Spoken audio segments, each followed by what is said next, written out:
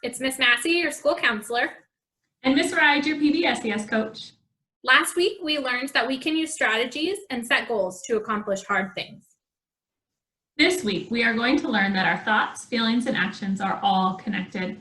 Our thoughts are words that we say to ourselves. They happen all the time without us even realizing it. These thoughts impact how we feel and what we do. When we change our thoughts, that can change our feelings and our actions.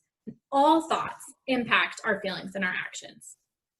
Positive thoughts help us. They lead to comfortable feelings and positive actions. Negative thoughts are unhelpful. They lead to uncomfortable feelings and unexpected behaviors. We all have the power to change our thoughts. If you want something to be different, change the way you think about it. That can change how you feel and what you do. This is called reframing our thinking. First, we will read a book to help us see how our thoughts and feelings are connected. Then we will do an activity to practice changing negative thoughts into positive thoughts. Today we're going to read Baditude, What to Do When Your Life Stinks, written by Julia Cook, published by Boys Town Press. Baditude. My name is Norman David Edwards, but everybody calls me Noodle. Hey, we know Noodle. Some days, my life just stinks. I love to sleep in, but every morning my mom makes me get up about 100 hours too early. School starts at 8 o'clock and it only takes me 10 minutes to get there. So I could sleep in until 7:45 and be just fine, but no, I have to set my alarm for 6:50. Getting up early stinks. Then when I get to school, I can't play any video games at all. That just stinks. If I don't get my homework done, my teacher makes me stay in for morning recess and do it. That stinks. Last night I did all my homework and I still had to stay in. Noodle, on this assignment, your answers need to be written in complete sentences. Complete sentences stink. I don't mind doing math and science, but social studies and spelling are the worst. Social studies bores me to tears. Why do I need to know about stuff that happened before I was even born? And spelling, why do I need to know how to spell every word correctly? Isn't that what spell check is for? Then there's language arts. Actually, I think they gave it that name to make it sound more fun. It didn't work. Then every single Friday, we have to take a spelling test along with a gazillion other tests. I seriously think that my teacher's name is Mrs. Give Me Another Test Jones. Tests stink. And to top it all off, my teacher made me move my desk next to Marigold. Girls stink. Some days after school, my life gets even worse. On Mondays and Wednesdays, I have to go to soccer practice. I love to play in the games, but practice stinks. Our coach makes us do dumb drills over and over again, and then we have to run about a gazillion miles. Then on Tuesdays, I have to go to my piano lesson. I don't even want to play the piano. I want to play the guitar. But my mom read in a magazine that if a kid wants to play an instrument, learning how to play the piano first is a great idea. The worst part of all about piano lessons is that my teacher, Mr. Panini, has the stinkiest breath on the planet. Thursdays and Fridays aren't too bad. They're my free days. After school, I get to do anything I want. Today, I went to Dominic's house to play, but he had too much homework. Homework stinks. So then I went to Reginald's, but he had to mow the lawn. Yard work stinks. I went to John's, but he wasn't home. Jake said he had the flu, and Curtis had to get all dressed up for family pictures. Family pictures really stink. I don't know about you guys, but I'm wondering if Noodle's friends are being honest with him. Do you think that 5 of his friends really couldn't play? Or do you think there might be another reason that they're not accepting Noodle's invitation to play? I wonder. I decided to go home and just play video games, but my battery was dead and my mom had my charging cord in her purse. Dead batteries stink. I turned on the TV to watch Slime Man, a rerun. Reruns stink. Just then, my mom came home from work. "How was your day, Noodle?" she asked me. "It stunk," I said. "Why?" "I got a detention for getting to school late. I had to miss morning recess because I made a few mistakes. Math and science went okay, but spelling was the worst. Social studies is boring, and my desk got moved by girls. My teacher gave us homework, and it's Thursday, my free day. I went to all my friends' houses, and none of them could play. I came home to play my video games, but you still have my cord. Slime Man was a rerun, and now I'm super bored.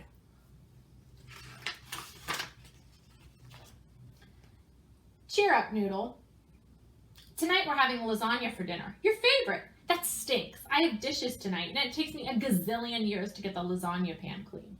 Cheer up, Noodle. I'm sure some of your friends can play tomorrow after school. That's a whole day from now. Cheer up, Noodle. Tomorrow's your school science fair, and you have such a great project this year. I probably won't win. Science fairs stink.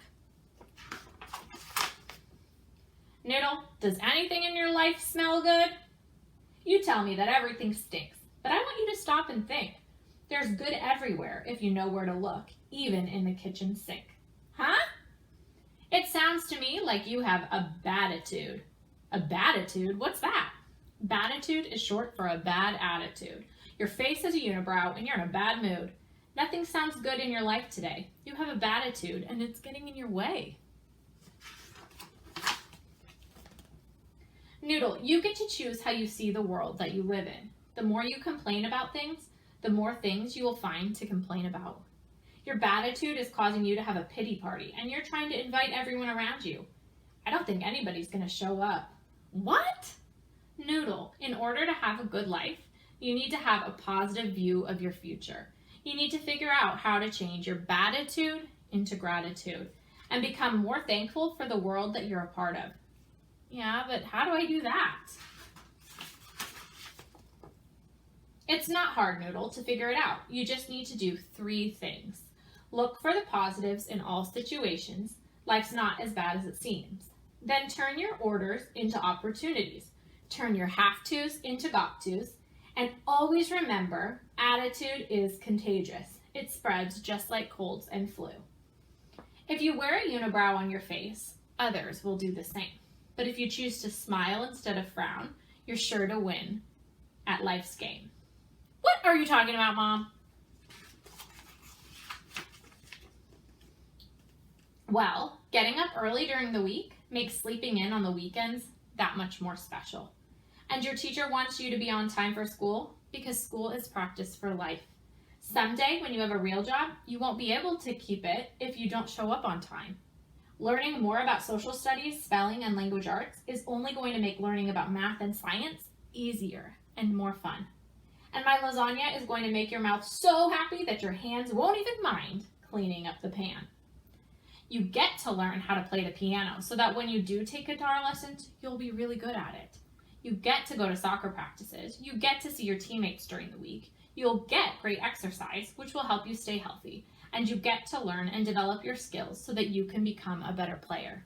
You get to be part of the science fair, and it's going to be so much fun. Noodle, life is like looking into 1,000 mirrors. If you give yourself a unibrow, one of these, 1,000 unibrows will be staring back at you, and your life will stink. But if you smile, you'll be amazed at how many people will smile back, and your life will start smelling a whole lot better. I went into the bathroom and looked in the mirror. My mom was right. I did have a unibrow. Practice making your unibrow right now. I decided to take her advice and work on switching my baditude to gratitude. That night, my mom helped me to do the dishes, and the lasagna pan wasn't even that bad because my mouth was so happy. That was the best lasagna ever. I went to bed early so that getting up at 6:50 wasn't quite as terrible. I smiled when I aced my spelling test. Studying every day this week really paid off. I used my new soccer move at recess and made a goal that made me feel good inside. Maybe soccer practice isn't so bad after all. We actually did art in language arts today. Social studies didn't seem as bad either. I worked with Reginald. We got all our questions answered, and we even had time to spare. We even wrote them out in complete sentences. Then Reginald invited me over to his house to play after school. I didn't win the science fair, but I did get a 3rd place medal. Maybe next year. Today, my life didn't seem quite as bad. I had a lot of fun and I didn't get mad. I smiled at others and they smiled back. My attitude's better and I'm getting on track. My mom was right. I had a bad attitude. It made me frown and even act rude. What my mom said to me really made me think. I realize now that my life doesn't stink. But I still can't play video games at school, and I have to sit next to a girl, and that really, really, really, really, really stinks. The end. Clap for a good book. In that book we just read, Noodle learns that his thoughts impact how he feels and what he does. People don't want to spend time with him when he has a bad attitude. But when he reframes his thinking, it changes how he feels and how others feel around him. Noodle practiced reframing his thinking. Now you're going to do the same. For this activity, you can use the attached template or you can use a blank piece of paper to copy the template. Think about a time when something was difficult or didn't go as planned. I can think of lots. What words did you say to yourself? How did you feel? What did you do? Now we're going to reframe that thought. In the think bubble on the paper, write or draw what you could have said to yourself that would have been more helpful. If you said that to yourself, how might that have made you feel? Write or draw that feeling word inside the heart. And finally, in the hand, write or draw what action you may have taken. When you're all done, share your reframing with your teacher or an adult at home. Don't be afraid to try this activity again and again as tricky situations come up. There's always time to practice and reframe. See you next week. Bye, Clark Sharks.